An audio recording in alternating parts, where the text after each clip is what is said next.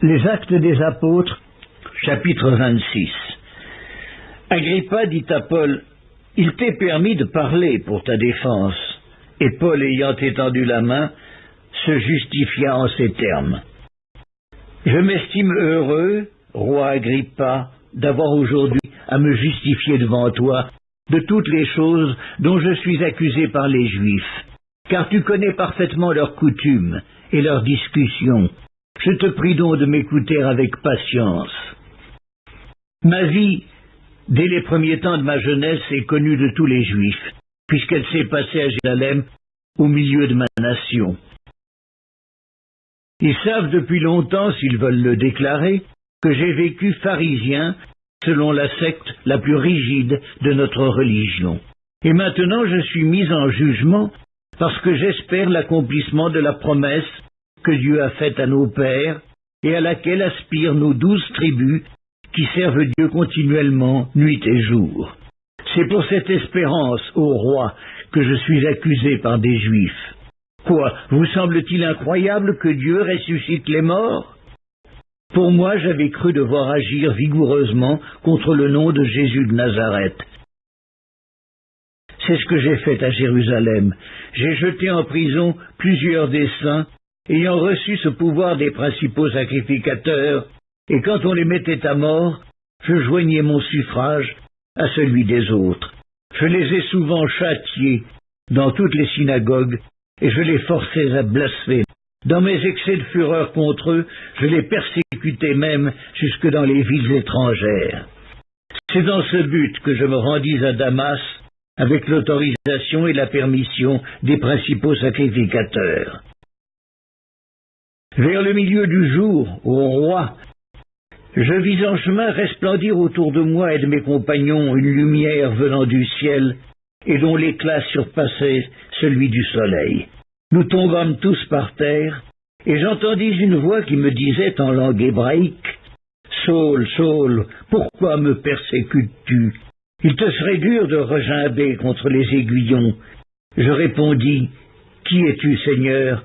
Et le Seigneur dit, « Je suis Jésus que tu persécutes. Mais lève-toi et tiens-toi sur tes pieds, car je te suis apparu pour t'établir ministre et témoin des choses que tu as vues et de celles pour lesquelles je t'apparaîtrai.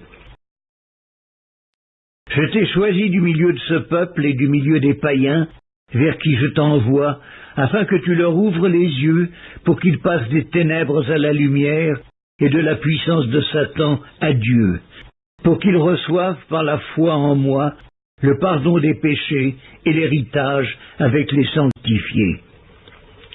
En conséquence, roi Agrippa, je n'ai point résisté à la vision céleste, à ceux de Damas d'abord, puis à Jérusalem, dans toute la Judée et chez les païens, j'ai prêché la repentance et la conversion à Dieu avec la pratique d'œuvres dignes de la repentance. Voilà pourquoi les Juifs se sont saisis de moi dans le temple et ont tâché de me faire périr. Mais, grâce au secours de Dieu, j'ai subsisté jusqu'à ce jour, rendant témoignage devant les petits et les grands, sans m'écarter en rien de ce que les prophètes et Moïse ont déclaré devoir arriver, savoir que le Christ souffrirait et que, ressuscité le premier d'entre les morts, il annoncerait la lumière au peuple et aux nations. Comme il parlait ainsi pour sa justification, Festus dit à haute voix, « Tu es fou, Paul, ton grand savoir te fait déraisonner. » « Je ne suis point fou, très excellent Festus, » répliqua Paul. « Ce sont au contraire des paroles de vérité et de bon sens que je prononce. Le roi est instruit de ces choses, et je lui en parle librement, car je suis persuadé qu'il n'en ignore aucune, puisque ce n'est pas en cachette qu'elles se sont passées.